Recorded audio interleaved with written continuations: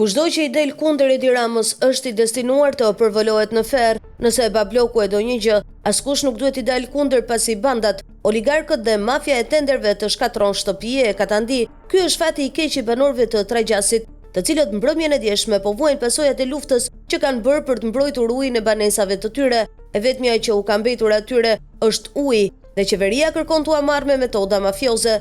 Një zjarr i dyshimshëm për masa të mëdha ka rënë mbrëmjen e djeshme në Trajgjas, i ndihmuar dhe nga era e fortë, zjarri përparoi me shpejtësi.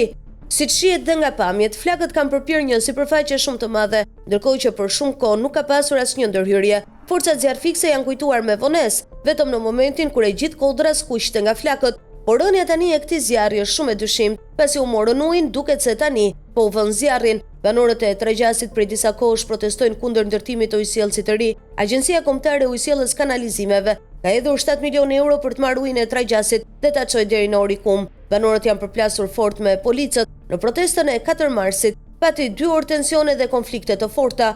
Protestuesit shprehen se nuk do të lejojnë shtrirjen e tubacioneve për marrjen e ujit në burimin e izvorit, pasi ekonominë familjare e kanë bazuar pikërisht në këtë burim, me të cilin vadisin tokat bujqësore. Së fundmi në zonë po zhvillohet edhe agroturizmi. Sipas tyre, Ministria e Infrastrukturës duhet të investonte për të furnizuar me ujë të pishëm banorët e kësaj zone dhe jo resortet në anën tjetër të bregut. Por duket se tani kanë hyrë në lojë bandat, teksa banorët nuk lejojnë ndërtimin e ujësjellësit, tani u kanë vënë zjarrin. Zjarri ka përmasa të frikshme dhe shpresojmë mos të ketë pasoja tek banorët, por duket se një gjë e tillë bie erë.